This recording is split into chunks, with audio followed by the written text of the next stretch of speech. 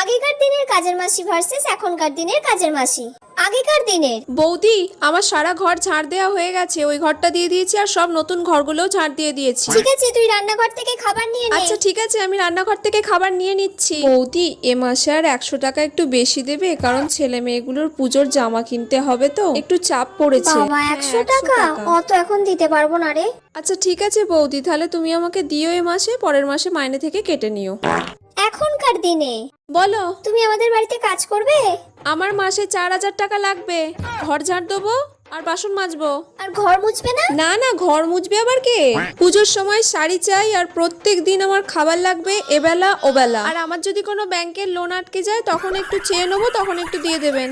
এগুলো যদি সব মেনে নেন তাহলে আমি কাজ করতে রাজি আছি, না হলে নয়। আপনি যদি রাজি থাকেন তাহলে বলুন, না হলে আপনার পরে যে আছে আমি তার কাছে চলে যাব। না না, ঠিক আছে, আমি রাজি। আচ্ছা ঠিক আছে বৌদি, তাহলে কাল থেকে আসবো আমি।